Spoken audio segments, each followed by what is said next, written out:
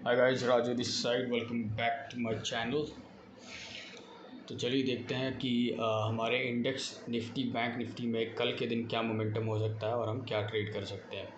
Start करते हैं अब बैंक निफ्टी से, डेली चार्ट से। देखिए, बैंक निफ्टी कल के दिन में एक सपोर्ट पे आया था और आप देख सकते हैं कि वहीं से इसने एक सपोर्ट लिया। आज मार्केट गैप अप भी खुली, फिर हाई भी लगाया और फिर क्लोजिंग भी कहीं प्रायर डे के ऊपर ही हुई है, प्रीवियस डे प्रायर डे के ऊपर। तो चलिए इंट्रा डे में देखते हैं कि हम कर क्या सकते हैं निफ्टी और बैंक निफ्टी में छोटे टाइम फ्रेम पे।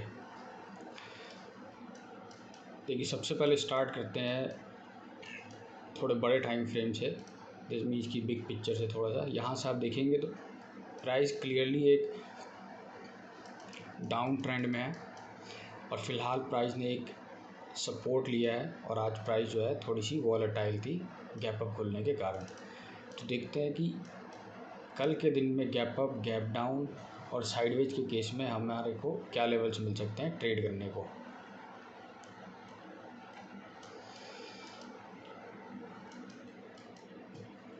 तो यहाँ पे हमारे पास एक ऑलरेडी हमने एक सपोर्ट मार्क कर रखा है।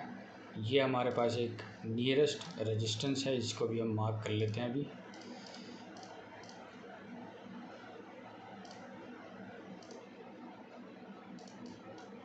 और प्राइस जो है वो अभी यहाँ कहीं है। अब आप यहाँ पे देखिए कि प्राइस जब यहाँ से बार बार रिजेक्शन ले रही थी, वो इस सपोर्ट पे ही बार बार कहीं ना कहीं बाउंस बैक हो रहा था उसमें।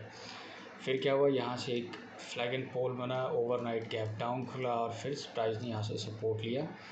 आज प्राइस ने गैप अप ओपनिंग की, कहीं ना कहीं यहाँ से इसने सपोर्ट लिया जो प्रीवियस डे का ओपनिंग था और फिर यहीं से बाउंस करके यहाँ से एक रिजेक्शन भी देखने को मिला।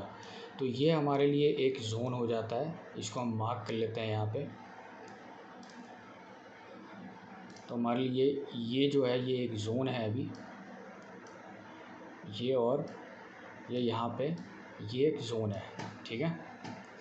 तो हमने करना क्या है, अगर प्राइस गैप अप खुलता है, इन केस लेट्स से कि कल के दिन प्राइस अगर यहाँ कहीं खुलता है, तो हमें वेट करके हम देख सकते हैं कि शायद हमें एक ऊपर के लिए अगर हाई क्रॉस होता है, लेट्स से कि ओपनिंग थी, हाई क्रॉस हुआ, तो फिर ये एक फ्लैग एंड पोल की तरह ऐसे ऊपर जा सकता है और हमें एक अप साइड पे एक छोटा सा टारगेट जो है वो देखने को मिल सकता है। ये हो गया हमारा गैप अप के केस में, इन केस अगर गैप अप खुलती है तो। लेट्स से कि अगर गैप डाउन खुल जाए इस यहाँ पे, तो क्या होगा कि जितने भी यहाँ पे बायर्स ने बाय किया है वो क्या करेंगे, वो देखेंगे कि इस लो के नीचे ओपनिंग हो रही है तो वो फिर बाहर निकलना शुरू करेंगे। और जितने भी यहाँ पे सेलर थे और जो सेलर अभी ये सोच रहे हैं कि जब मार्केट इसके सपोर्ट के नीचे आएंगी तब सेल करेंगे, तो क्या होगा, बायर्स निकलेंगे वहाँ से, सेलर्स ऐड होंगे और ये सेलर अपना पोजीशन जो है ये होल्ड कर जाएंगे। तो फिर प्राइस कुछ इस तरीके से नीचे आ जाएगी। तो ये एक रेजिस्टेंस का काम करेगी, यहाँ से प्राइस नीचे आए, ये नीचे गई और ये फिर रीटेस्ट एंड नीचे। तो ये हमारे लिए एक डाउन ट्रेंड का एक सेटअप बन जाएगा अगर price in case gap down खुलती है तो। सो गैप अप के केस में हम ऊपर के लिए देखेंगे, हमारा नियरेस्ट सपोर्ट ये रहेगा। गैप डाउन के केस में हम इस लो के नीचे रखेंगे अपना टारगेट और ये ट्रेल करके ही हो सकता है कि अगर प्राइस मान लीजिए कि यहाँ कहीं खुलती है, फिर यहाँ पे थोड़ा बहुत होल्ड करती है, फिर नीचे आती है, तो यहाँ पे हम एक ट्रेलिंग भी कर सकते हैं। कल फ्राइडे भी है तो कल शायद हो सकता है कि एक बड़ा टारगेट देखने को मिल जाए हमें, क्योंकि फ्राइडे के दिन जनरली क्या होता है कि मार्केट एक डिसाइडिंग मूव जो है वो ले लेती है। तो हमारे पास ये हो गया अभी के लिए गैप अप और गैप डाउन के केस में हमने क्या करना है वो हमने देख लिया है यहाँ पे, ठीक है।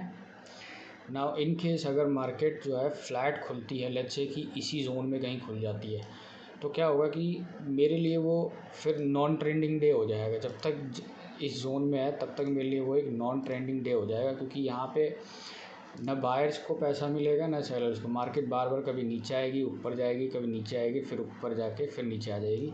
इसी साइडवेज जोन में एक दिन निकल सकता है या फिर कुछ और दिन भी निकल सकते हैं अगर वो इसी जोन में रहती है तो। अदरवाइज़ हमारे पास ट्रेंड क्लियर है, यहाँ एक रेजिस्टेंस है, यहाँ पे एक सपोर्ट है, मार्केट अभी बीच में है, ठीक है। आपको एक यहाँ से एक फ्लैग एंड पोल का एक आपको यहाँ से एक HNS का पैटर्न भी दिख रहा होगा अगर आप इस तरह से कुछ देखें तो, जो कि ये दर्शाता है कि एक ट्रेंड चेंजिंग पैटर्न है, क्योंकि अभी मार्केट डाउन ट्रेंड में है। तो अगर मार्केट को ट्रेंड चेंज करना है तो हो सकता है ये पैटर्न कल वैलिड हो जाए और मार्केट जो है यहाँ से ऊपर निकल जाए, या फिर वो इस तरीके से भी जा सकती है जैसे कि हमने प्रेडिक्ट किया अभी फ्लैग एंड पोल के केस में। तो ये हो गया हमारे पास अब बैंक निफ्टी का। अब देख लेते हैं कि निफ्टी में क्या कर सकते हैं, ठीक है।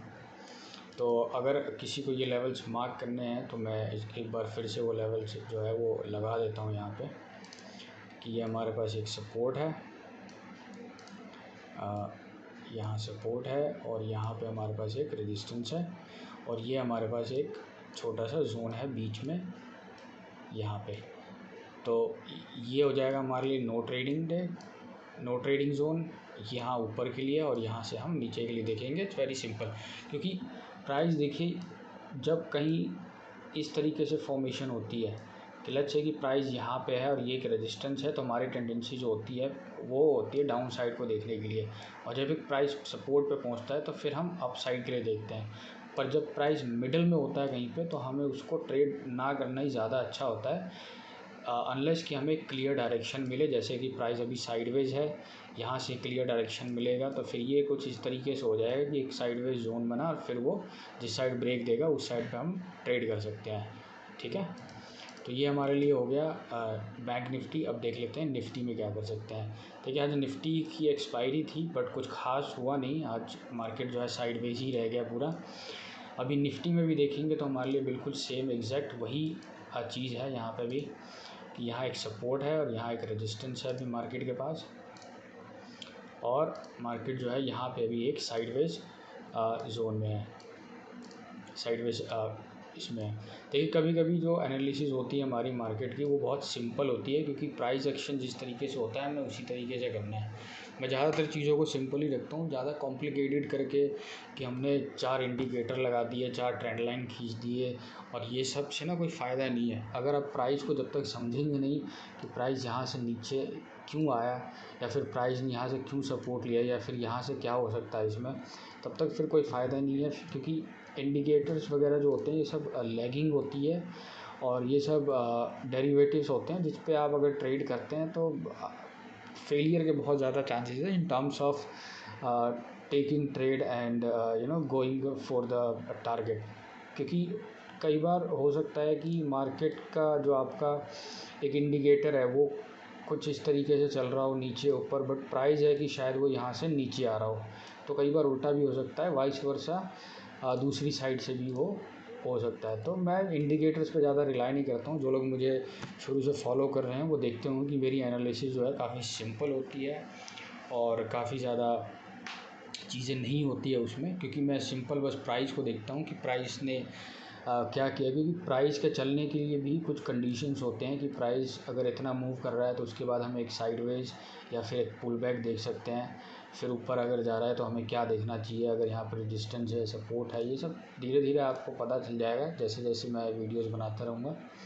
बाकी चलिए निफ्टी में देख लेते हैं। तो ये हमारे निफ्टी में एक मेजर जो है ये रेजिस्टेंस है यहाँ पे, और एक ये अभी के लिए मेजर सपोर्ट हो गया, क्योंकि मार्केट ने यहाँ से फॉल स्टार्ट किया था और ये एक मोमेंटम है इसके लिए। अभी इसमें भी आपको दिखेगा कि यहाँ पे जो है एक HNS का एक फॉर्मेशन बना हुआ है, बट क्योंकि जो मार्केट है वो डाउन ट्रेंड में है तो हम उस पर उतना रिलाई नहीं करते हैं, क्योंकि ये सब चीज़ें ज़्यादातर फेल होती हैं, और अगर मार्केट डाउन ट्रेंड में हो और फेल हो रही है तो ज़्यादा चांसेस है उसके कि वो कंटिन्यू कर जाएगा अपोजिट साइड में। बट क्योंकि एक ट्रेंड चेंजिंग पैटर्न भी है तो हम इसको निगलेक्ट नहीं कर सकते हैं। तो ये हमारे पास एक जोन है अभी, ये हमारा एक शोल्डर हो गया, ये हमारी एक नेक लाइन होगी, और ये हमारा दूसरा शोल्डर हो गया। हम इसको फ़िलहाल इस तरीके से देखेंगे। कंफर्म ये अपना आप ही हो जाएगा अगर प्राइस हमारे एनालिसिस के अकॉर्डिंग कहीं पे खुलता है तो, ठीक है। तो हमें करना क्या है कल के दिन में, ये हमारे पास एक अभी के लिए एक जोन है, फ्लैट खुलेगा यहाँ कहीं, जैसे कि बैंक निफ्टी में बात किया हमने, निफ्टी में भी सेम है। हम साइडवेज के लिए देखेंगे, पर इसको और साइडवेज जाना नहीं चाहिए, क्योंकि आज पूरे दिन वैसे भी साइडवेज ही था।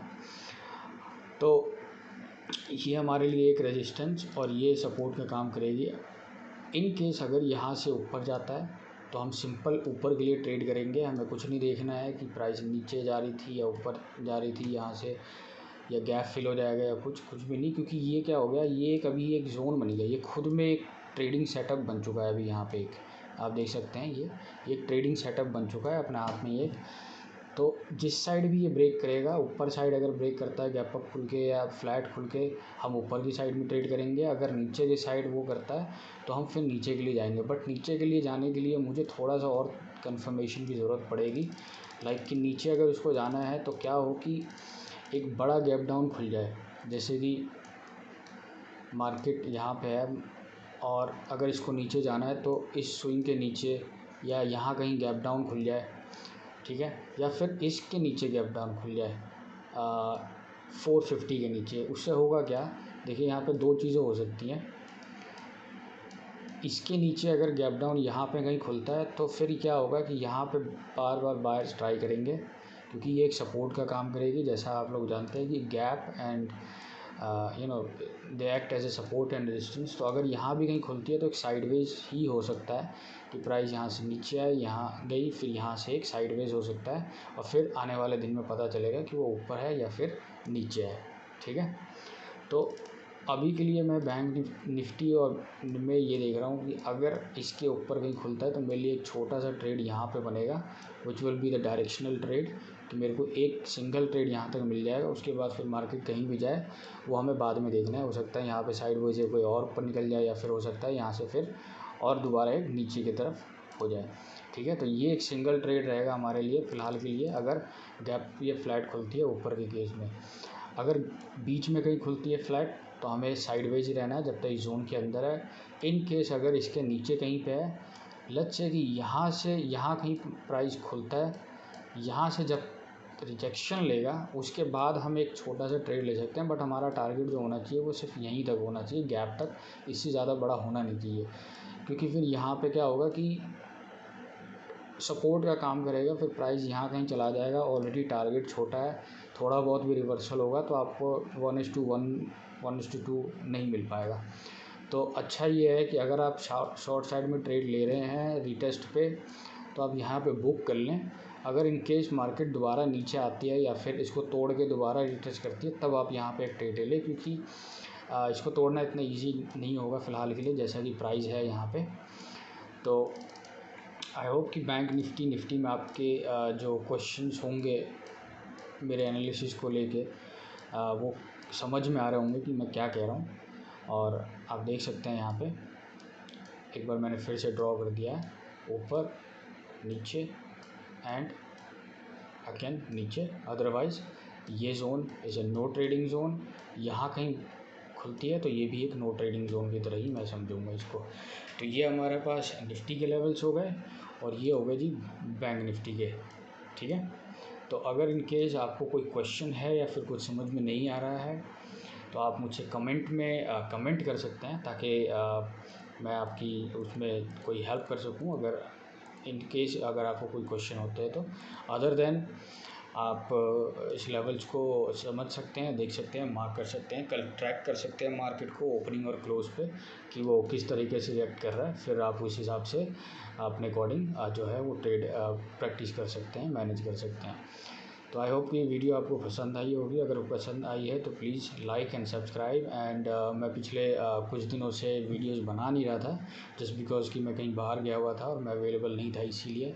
और मेरा वेबकैम भी थोड़ा सा उसमें इशू है, तो इसीलिए अभी आपने देखा होगा पीछे 2-3 वीडियो जो है मेरे प्रीवियस वो विदाउट वेबकैम है, और ये भी। तो मैं कोशिश करूँगा कि अगली वीडियो जो है वो प्रॉपर तरीके से आए। फ़िलहाल के लिए मैं यहीं पे रखता हूँ मार्केट के एनालिसिस को। And I will see you in the next video. Thank you so much for watching. Have a nice day.